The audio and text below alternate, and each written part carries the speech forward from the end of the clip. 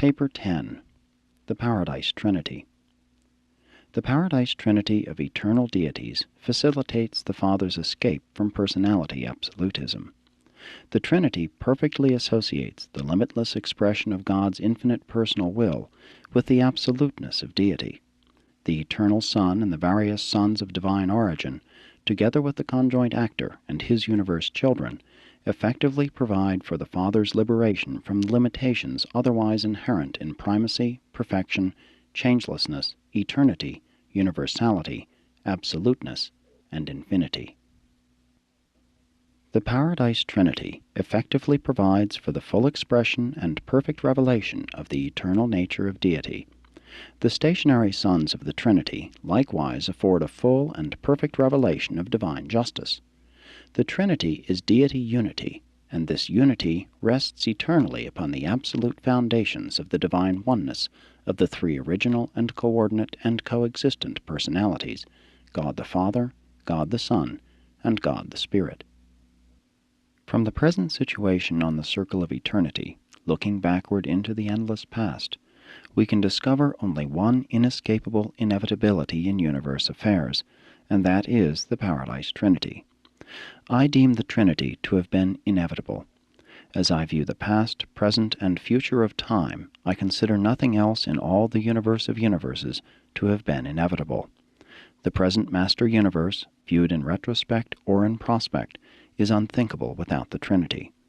Given the Paradise Trinity, we can postulate alternate or even multiple ways of doing all things, but without the Trinity of Father, Son, and Spirit, we are unable to conceive how the infinite could achieve threefold and coordinate personalization in the face of the absolute oneness of deity.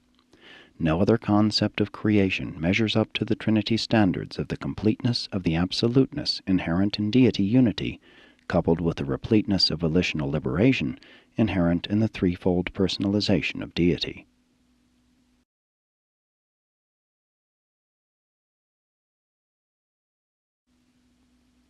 (1) Self-distribution of the first source and center. It would seem that the Father, back in eternity, inaugurated a policy of profound self-distribution. There is inherent in the selfless, loving, and lovable nature of the universal Father something which causes him to reserve to himself the exercise of only those powers and that authority which he apparently finds it impossible to delegate or to bestow. The universal Father all along has divested himself of every part of himself that was bestowable on any other creator or creature. He has delegated to his divine sons and their associated intelligences every power and all authority that could be delegated. He has actually transferred to his sovereign sons, in their respective universes, every prerogative of administrative authority that was transferable. In the affairs of a local universe, he has made each sovereign creator son just as perfect, competent, and authoritative as is the eternal Son in the original and central universe. He has given away, actually bestowed, with the dignity and sanctity of personality possession, all of himself and all of his attributes, everything he possibly could divest himself of, in every way, in every age, in every place, and to every person, and in every universe except that of his central indwelling. Divine personality is not self-centered. Self-distribution and sharing of personality characterize divine free will selfhood. Creatures crave association with other personal creatures. Creators are moved to share divinity with their universe children. The personality of the infinite is disclosed as the universal Father, who shares reality of being and equality of self with two coordinate personalities, the eternal Son and the conjoint actor. For knowledge concerning the Father's personality and divine attributes, we will always be dependent on the revelations of the eternal Son. For when the conjoint act of creation was effected, when the third person of deity sprang into personality existence and executed the combined concepts of his divine parents, the Father ceased to exist as the unqualified personality. With the coming into being of the conjoint actor and the materialization of the central core of creation, certain eternal changes took place. God gave himself as an absolute personality to his eternal Son. Thus does the Father bestow the personality of infinity upon his only begotten Son, while they both bestow the conjoint personality of their eternal union upon the infinite Spirit. For these and other reasons beyond the concept of the finite mind, it is exceedingly difficult for the human creature to comprehend God's infinite Father personality, except as it is universally revealed in the eternal Son, and with the Son is universally active in the infinite Spirit. Since the paradise sons of God visit the evolutionary worlds, and sometimes even there dwell in the likeness of mortal flesh, and since these bestowals make it possible for mortal man actually to know something of the nature and character of divine personality, therefore must the creatures of the planetary spheres look to the bestowals of these paradise sons for reliable and trustworthy information regarding the Father, the Son, and the Spirit.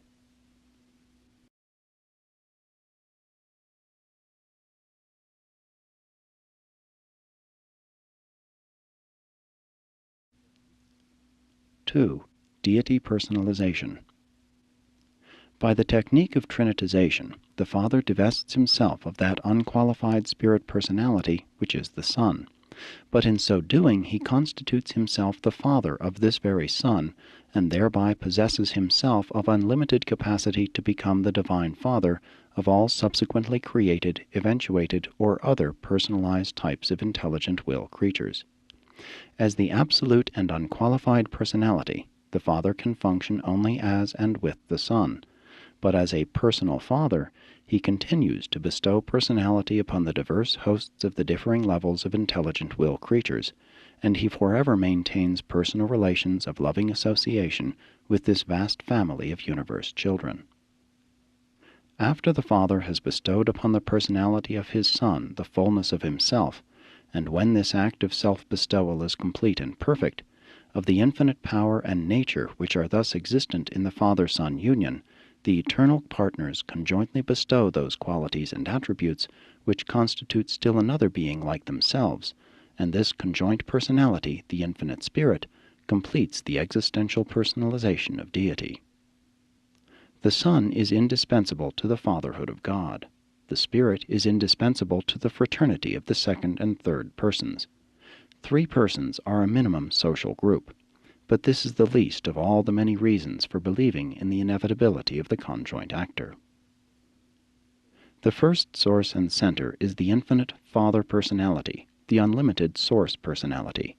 The eternal Son is the unqualified personality absolute, that divine being who stands throughout all time and eternity as the perfect revelation of the personal nature of God.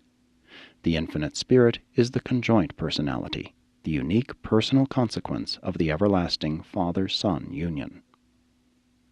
The personality of the first source and center is the personality of infinity minus the absolute personality of the eternal Son. The personality of the third source and center is the superadditive consequence of the union of the liberated Father personality and the absolute Son personality. The universal Father, the eternal Son, and the infinite Spirit are unique persons. None is a duplicate, each is original, all are united.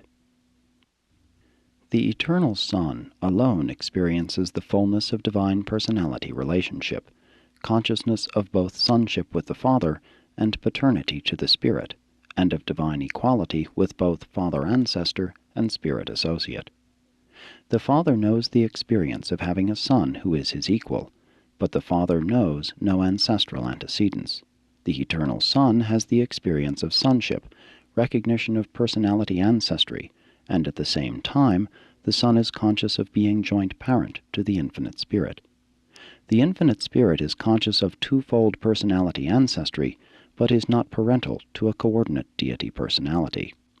With the Spirit, the existential cycle of deity personalization attains completion. The primary personalities of the third source and center are experiential and are 7 in number. I am of origin in the Paradise Trinity. I know the Trinity as unified deity. I also know that the Father, Son, and Spirit exist and act in their definite personal capacities. I positively know that they not only act personally and collectively, but that they also coordinate their performances in various groupings, so that in the end they function in 7 different singular and plural capacities. And since these 7 associations exhaust the possibilities for such divinity combination, it is inevitable that the realities of the universe shall appear in 7 variations of values, meanings, and personality.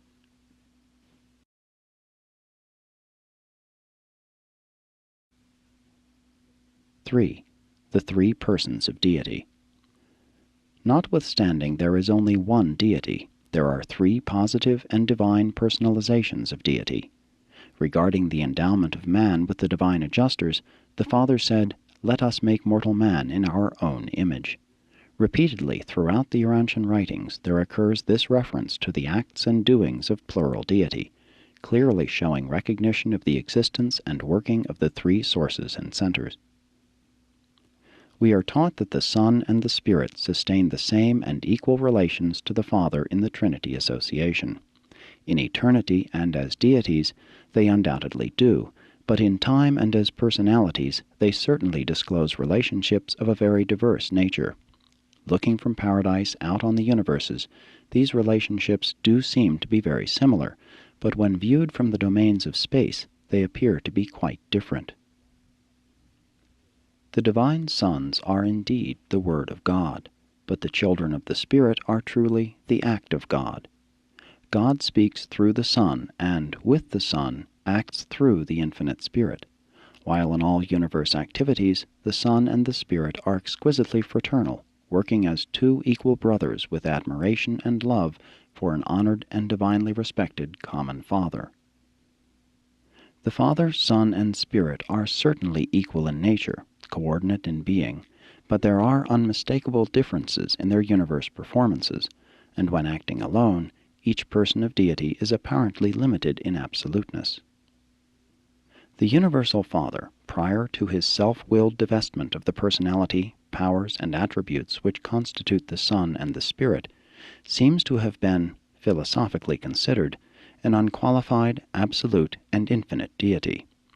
But such a theoretical first source and center, without a Son, could not in any sense of the word be considered the Universal Father. Fatherhood is not real without sonship. Furthermore, the Father, to have been absolute in a total sense, must have existed at some eternally distant moment alone. But he never had such a solitary existence. The Son and the Spirit are both co-eternal with the Father. The first source and center has always been and will forever be the eternal Father of the original Son, and with the Son, the eternal progenitor of the infinite Spirit. We observe that the Father has divested himself of all direct manifestations of absoluteness, except absolute fatherhood and absolute volition. We do not know whether volition is an inalienable attribute of the Father. We can only observe that he did not divest himself of volition. Such infinity of will must have been eternally inherent in the first source and center. In bestowing absoluteness of personality upon the eternal Son, the Universal Father escapes from the fetters of personality absolutism, but in so doing he takes a step which makes it forever impossible for him to act alone as the personality absolute.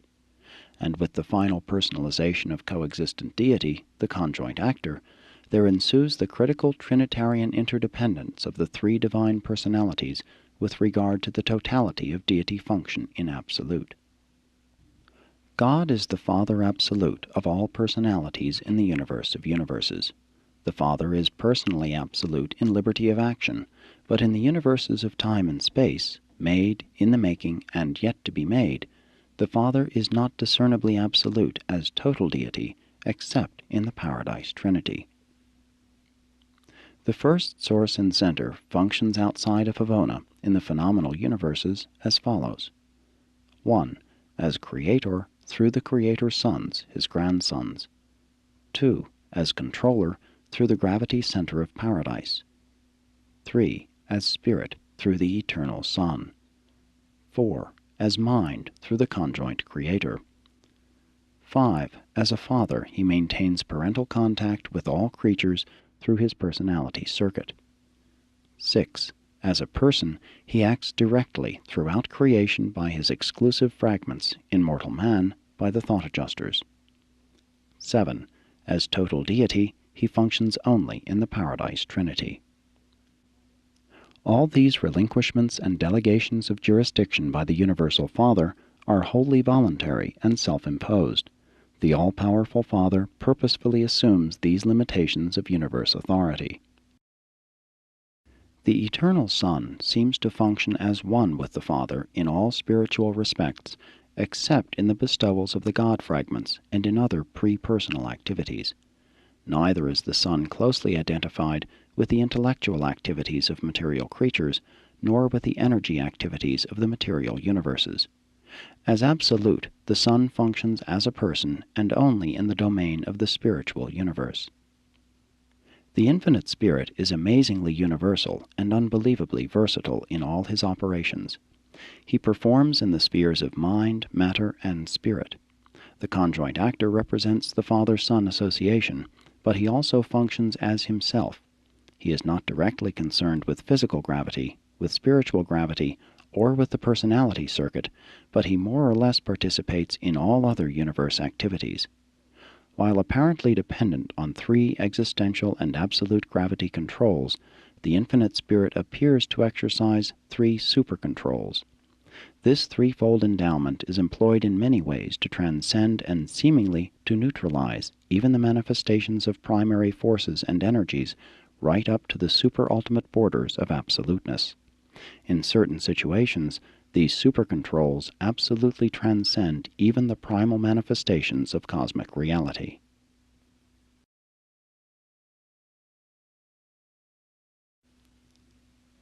(4) The Trinity Union of Deity. Of all absolute associations, the Paradise Trinity, the first triunity, is unique as an exclusive association of personal deity. God functions as God only in relation to God and to those who can know God, but as absolute deity only in the Paradise Trinity and in relation to universe totality. Eternal deity is perfectly unified. Nevertheless, there are three perfectly individualized persons of deity. The Paradise Trinity makes possible the simultaneous expression of all the diversity of the character traits and infinite powers of the first source and center, and his eternal coordinates, and of all the divine unity of the universe functions of undivided deity. The Trinity is an association of infinite persons functioning in a non-personal capacity, but not in contravention of personality. The illustration is crude, but a Father, Son, and Grandson could form a corporate entity which would be non-personal, but nonetheless subject to their personal wills. The Paradise Trinity is real. It exists as the deity union of Father, Son, and Spirit, yet the Father, the Son, or the Spirit, or any two of them, can function in relation to this self-same Paradise Trinity. The Father, Son, and Spirit can collaborate in a non-Trinity manner, but not as three deities. As persons they can collaborate as they choose, but that is not the Trinity. Ever remember that what the Infinite Spirit does is the function of the conjoint actor. Both the Father and the Son are functioning in and through and as Him. But it would be futile to attempt to elucidate the Trinity mystery, three as one and in one, and one as two and acting for two. The Trinity is so related to total universe affairs that it must be reckoned with in our attempts to explain the totality of any isolated cosmic event or personality relationship. The Trinity functions on all levels of the cosmos, and mortal man is limited to the finite level. Therefore must man be content with a finite concept of the Trinity as the Trinity. As a mortal in the flesh, you should view the Trinity in accordance with your individual enlightenment and in harmony with the reactions of your mind and soul. You can know very little of the absoluteness of the Trinity, but as you ascend paradiseward, you will many times experience astonishment at successive revelations and unexpected discoveries of Trinity supremacy and ultimacy, if not of absoluteness.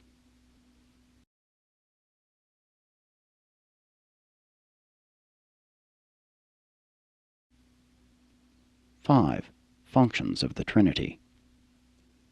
The personal deities have attributes, but it is hardly consistent to speak of the Trinity as having attributes.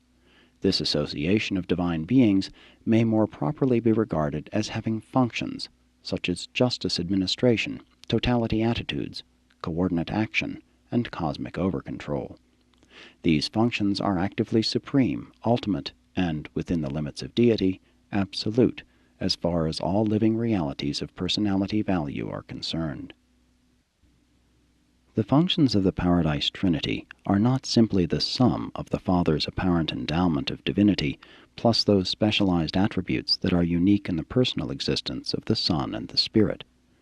The Trinity association of the three Paradise deities results in the evolution, eventuation, and deitization of new meanings, values, powers, and capacities for universal revelation, action, and administration. Living associations, human families, social groups, or the Paradise Trinity are not augmented by mere arithmetical summation. The group potential is always far in excess of the simple sum of the attributes of the component individuals. The Trinity maintains a unique attitude as the Trinity towards the entire universe of the past, present, and future, and the functions of the Trinity can best be considered in relation to the universe attitudes of the Trinity. Such attitudes are simultaneous and may be multiple concerning any isolated situation or event. 1. Attitude toward the finite. The maximum self-limitation of the Trinity is its attitude toward the finite. The Trinity is not a person, nor is the Supreme Being an exclusive personalization of the Trinity, but the Supreme is the nearest approach to a power-personality focalization of the Trinity, which can be comprehended by finite creatures. Hence, the Trinity in relation to the finite is sometimes spoken of as the Trinity of Supremacy. 2. Attitude toward the absonite. The Paradise Trinity has regard for those levels of existence which are more than finite, but less than absolute, and this relationship is sometimes denominated the Trinity of Ultimacy. Neither the ultimate nor the supreme are wholly representative of the Paradise Trinity, but in a qualified sense, and to their respective levels, each seems to represent the Trinity during the pre-personal eras of experiential power development. 3. The absolute attitude of the Paradise Trinity is in relation to absolute existences and culminates in the action of total deity. The Trinity Infinite involves the coordinate action of all triunity relationships of the first source and center, undeified as well as deified, and hence is very difficult for personalities to grasp. In the contemplation of the Trinity as infinite, do not ignore the 7 triunities. Thereby certain difficulties of understanding may be avoided, and certain paradoxes may be partially resolved.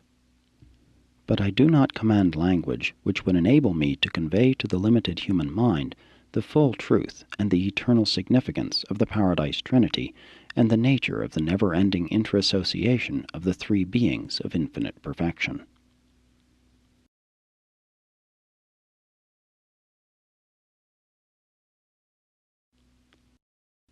(6) The stationary sons of the Trinity. All law takes origin in the first source and center. He is law. The administration of spiritual law inheres in the second source and center. The revelation of law, the promulgation and interpretation of the divine statutes, is the function of the third source and center. The application of law, justice, falls within the province of the Paradise Trinity and is carried out by certain sons of the Trinity. Justice is inherent in the universal sovereignty of the Paradise Trinity, but goodness, mercy, and truth are the universe ministry of the divine personalities whose deity union constitutes the Trinity. Justice is not the attitude of the Father, the Son, or the Spirit. Justice is the Trinity attitude of these personalities of love, mercy, and ministry. No one of the Paradise deities fosters the administration of justice. Justice is never a personal attitude. It is always a plural function. Evidence, the basis of fairness, justice in harmony with mercy, is supplied by the personalities of the third source and center, the conjoint representative of the Father and the Son to all realms and to the minds of the intelligent beings of all creation. Judgment, the final application of justice in accordance with the evidence submitted by the personalities of the Infinite Spirit, is the work of the stationary sons of the Trinity, beings partaking of the Trinity nature of the united Father, Son, and Spirit. This group of Trinity sons embraces the following personalities: 1. Trinitized secrets of supremacy. 2. Eternals of days. 3. Ancients of days. 4. Perfections of days. 5. Recents of days. 6. Unions of days. 7. Faithfuls of days. 8. Perfecters of wisdom. 9. Divine counselors. 10. Universal censors. We are the children of the three paradise deities functioning as the Trinity, for I chance to belong to the 10th order of this group, the Universal Censors. These orders are not representative of the attitude of the Trinity in a universal sense. They represent this collective attitude of deity only in the domains of executive judgment, justice. They were specifically designed by the Trinity for the precise work to which they are assigned, and they represent the Trinity only in those functions for which they were personalized. The Ancients of Days and their Trinity Origin associates mete out the just judgment of supreme fairness to the 7 superuniverses. In the central universe, such functions exist in theory only. There, fairness is self-evident in perfection, and Havona perfection precludes all possibility of disharmony. Justice is the collective thought of righteousness. Mercy is its personal expression. Mercy is the attitude of love. Precision characterizes the operation of law. Divine judgment is the soul of fairness, ever conforming to the justice of the Trinity, ever fulfilling the divine love of God. When fully perceived and completely understood, the righteous justice of the Trinity and the merciful love of the Universal Father are coincident. But man has no such full understanding of divine justice. Thus, in the Trinity as man would view it, the personalities of Father, Son, and Spirit are adjusted to coordinate ministry of love and law in the experiential universes of time.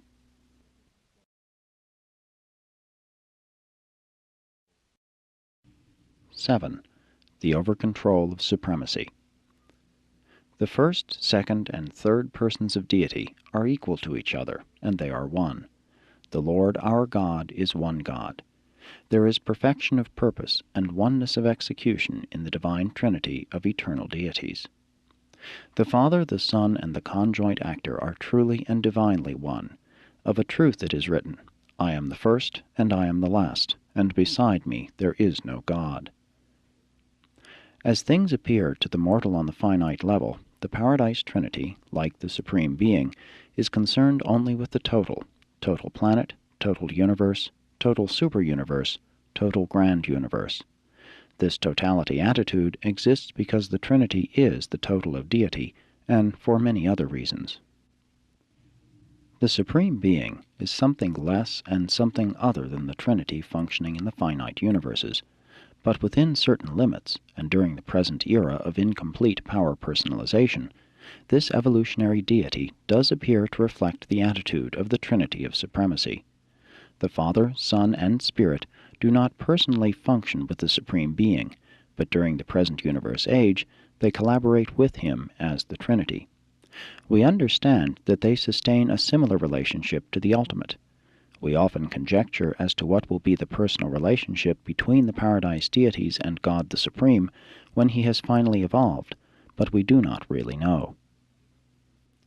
We do not find the over-control of supremacy to be wholly predictable.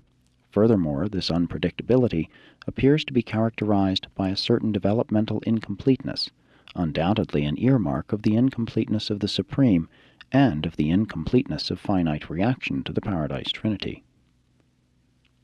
The mortal mind can immediately think of 1,001 things: catastrophic physical events, appalling accidents, horrific disasters, painful illnesses, and worldwide scourges, and ask whether such visitations are correlated in the unknown maneuvering of this probable functioning of the Supreme Being.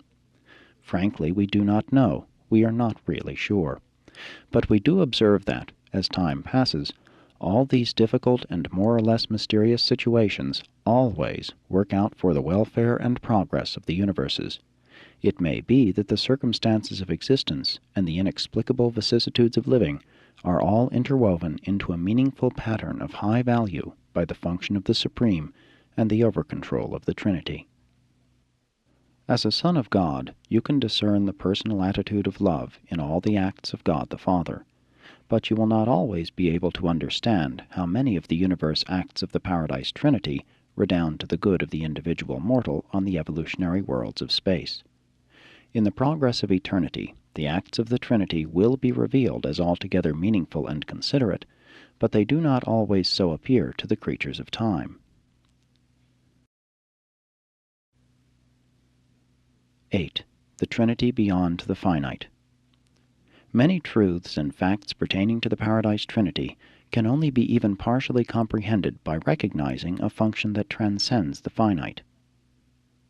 It would be inadvisable to discuss the functions of the Trinity of ultimacy, but it may be disclosed that God the Ultimate is the Trinity manifestation comprehended by the Transcendentalers. We are inclined to the belief that the unification of the Master Universe is the eventuating act of the Ultimate, and is probably reflective of certain, but not all, phases of the absonite over-control of the Paradise Trinity. The ultimate is a qualified manifestation of the Trinity in relation to the absonite only in the sense that the Supreme thus partially represents the Trinity in relation to the finite. The Universal Father, the Eternal Son, and the Infinite Spirit are, in a certain sense, the constituent personalities of total deity. Their union in the Paradise Trinity and the absolute function of the Trinity equivalate to the function of total deity, and such completion of deity transcends both the finite and the absonite. While no single person of the Paradise deities actually fills all deity potential, collectively all three do. 3 infinite persons seems to be the minimum number of beings required to activate the pre-personal and existential potential of total deity, the deity absolute. We know the Universal Father, the Eternal Son, and the Infinite Spirit as persons, but I do not personally know the deity absolute. I love and worship God the Father. I respect and honor the deity absolute. I once sojourned in a universe where a certain group of beings taught that the finaliters, in eternity, were eventually to become the children of the deity absolute, but I am unwilling to accept this solution of the mystery which enshrouds the future of the finaliters. The core of the finality embrace, among others, those mortals of time and space who have attained perfection in all that pertains to the will of God. As creatures, and within the limits of creature capacity, they fully and truly know God. Having thus found God as the Father of all creatures, these finaliters must sometime begin the quest for the superfinite Father. But this quest involves a grasp of the absonite nature of the ultimate attributes and character of the Paradise Father. Eternity will disclose whether such an attainment is possible, but we are convinced, even if the finaliters do grasp this ultimate of deity, they will probably be unable to attain the super-ultimate levels of absolute deity. It may be possible that the finaliters will partially attain the deity absolute, but even if they should, still in the eternity of eternities, the problem of the universal absolute will continue to intrigue, mystify, baffle, and challenge the ascending and progressing finaliters. For we perceive that the unfathomability of the cosmic relationships of the universal absolute will tend to grow in proportions as the material universes and their spiritual administration continue to expand. Only infinity can disclose the Father Infinite. Sponsored by a universal censor, acting by authority from the Ancients of Days resident on Uversa.